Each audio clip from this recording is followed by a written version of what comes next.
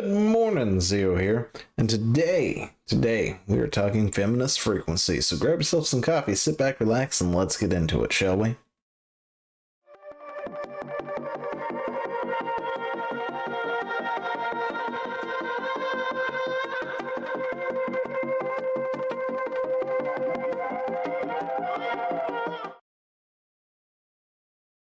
But yeah, apparently it would seem that I forgot to do a thing. So let's yeah, my bad. Let's bring that up, shall we? Boom. There we go. Anyway, so apparently feminist frequency is shutting down.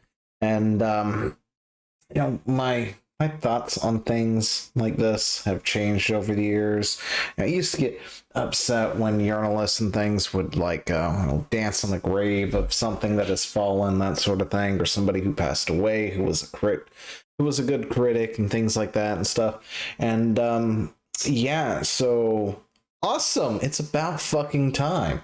I have no problem with dancing on the grave of fem frequency, which is apparently shutting down in 2024, which such a long time away. Surprised it, honestly, I thought it was already done. I'm not gonna lie, I thought this thing had ceased to exist a long damn time ago, but it apparently did not.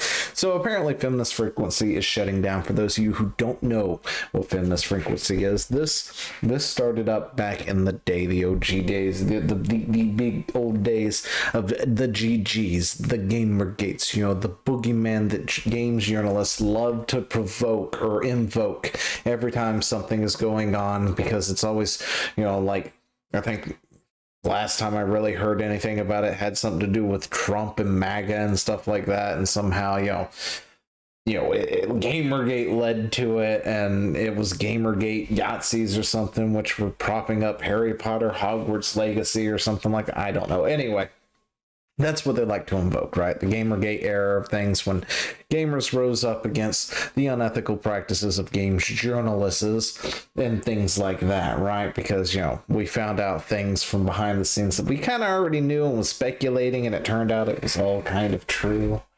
Yeah, that sort of thing. Anyway, and then they printed off like a ton of articles that were like, gamers are dead, because we all found out and got all upset about it. And it's like, yeah, okay, and who's shutting down again? But yeah, a lot of those journalistic sites and stuff have done massive layoffs over the years. Fem Frequency, of course, is shutting down. Others have shut down. And it's probably due to the fact that grifting on something like this just gets you so far, right? But yeah, Fem Frequency is shutting down, and Anita, the face of it all, with my heart stuff full of million different emotions. Today I share the news that that Feminist Frequency is closing. Our staff and board members have done so much to help me prepare. Wait, they have board members? Yeah, anyway, so she did a lot of stuff back in the day, and for some reason this thing took off, right? This tropes versus women thing.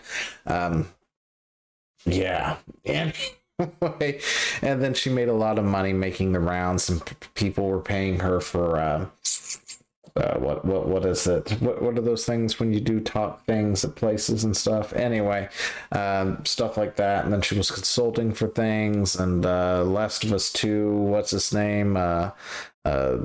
Neil Druckmann or whatever. Can't remember his name off the top of my head. Anyway, talked about how this heavily influenced how he handled that second game and stuff, and which of course is probably why a lot of us just don't care for it, because a certain character probably should have gotten killed off at some point, instead of you playing the entire or a good chunk of the game as that person and not actually getting a satisfying payoff at the end. But what do I know? Anyway, so this is a long read. I'm not going to read it all. I seriously ain't. You can just type in Fem Frequency shutting down. It's going to be one of the first results coming up, right? If you really want to read all this. But This here tells you, what does this mean going forward? Read on for details. For her, it means prioritizing rest and taking time away from direct responsibilities of being the force or face of the mission. For the first time in decades and a half, you can stay in touch with her at the website and various social medias. Fem frequency, it means a gradual ceasing of operations, shutting down completely in early 2024. Now, why is it shutting down? It's probably due to the fact that money has dried up. This is not the first time that I had actually heard of Fem shutting down, right? Which is why I kind of thought it had already done it and I missed it, which is why we didn't talk about it, because I was kind of on hiatus, right?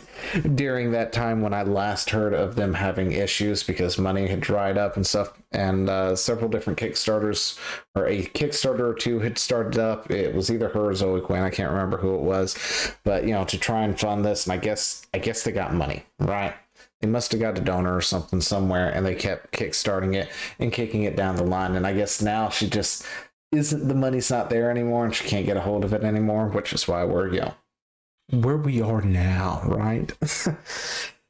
Anyway, the games and online harassment hotline will be available through September 30th, after which time it's a fantastic lead, Julene, whoever, will continue operating its account support space, rec space, and the website will stay live with critical resources for building a safe... Isn't this the hotline that didn't actually work?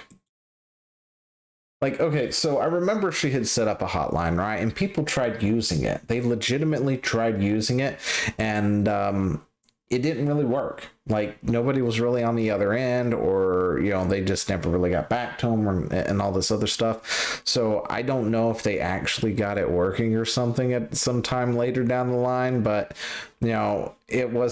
it seemed more like when it did work, it was just some generic bot, essentially, like some kind of AI or something texting you back, than actually doing anything, because it was supposed to be this grandiose thing that you could get in touch with a real person and they would take care of things and stuff like that. And it was kind of like bully hunters kind of deal, without the bully hunters.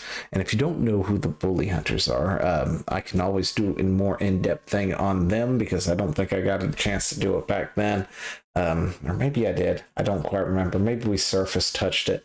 But I'm sure there are other videos out there that talk more in depth, the bully hunters and the complete stunt that they pull and thinking that gamers would fall for it, right? Like it was one of those out the gate kind of things, like, that's not possible. How are you doing this? This isn't real, is it? This is all none of this is real, is it? So, but anyway, aside from that, our podcast from Fem Frequency Radio will continue to be held by co-host Kat Sparta, Tropes v Women, and our full video archive will remain online. So this is the initial funding right here that they ever got, was Tropes v Women. It was a Kickstarter, and she never, as far as I'm aware, ever delivered on the entire thing. Did a good chunk of it, but never finished it, which was weird, because these videos did not take much to produce. Like, I'm pretty sure I reproduced one of her videos on a really crappy laptop in the back of a truck, because I was an OTR driver who had hit and miss internet signals that had to run through my phone, no less, out in the middle of wherever, United States, right? When I did a video that did the same thing, but like the opposite, instead of the women, it was the men, right? And then I had posted it up there, but it might have been on my old account, way old account. I don't even think I have that video anymore. But it doesn't take much to do one of the Tropes v Women videos at all, like no time at all. I think you'd spend more time doing some editing if you want to bring in like some stock footage from the game or something. When that was done, that took more time than anything else when it came to that series and doing it, but she never could finish it, right? Because it was so hard on her to do. Anyway. And we will be sure that her community is kept informed of all closing details as final reports, blah, blah, blah. I don't care. Anyway, so they're shutting down, apparently. Let's hope it's for real. so they have a site. This is the site. I didn't even realize they had a site. But yeah, this is interesting actually. Apparently there is stuff over here from 2013 that I didn't know existed. Did we actually finish it? 2016, 17. Well, let's take a look over here. So this is the Fem Frequency. So this is the Fem Frequency YouTube. Sorry for that cut, but I like completely spaced on what I was trying to do. Turns out they have actually been kind of active. Like 16 hours ago, they had a thing, 2K viewers. I mean, not that I ever get views anyway, but still, they're not doing anywhere near what they used to. They're barely pulling in 2K, it looks like these days. But we go back to the older videos, and it turns out that there are actually older videos than I initially remember, and nobody really talked about these, I don't think, back in the day, because it wasn't until... Here we go. This year, when things really took off, right? And this was 10 years ago. Let's see, what year is this? Oh gosh, don't do that. I don't want somebody doing it. What was 10 years ago? It is 2023, so that's 2013, right? So Damsel in Distress is the first one.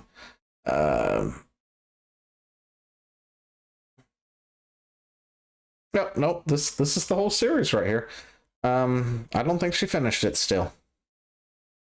Yeah, these are ranging from 2013 to 2017 making these videos. They don't take a whole lot of production to make. And yeah. that was a year-long endeavor that should, yeah. Anyway. But essentially this is what we're looking at, right? You got this. Occasionally you'll have some overlays here and there. Pretty easy stuff. Doesn't take long to do it. But yeah. Anyway, so that was a thing that happened, and they're shutting down. I'd shed a tear, but I quite frankly don't give a damn. So let me know what you think down in the comments below, and I will talk to you later. See ya.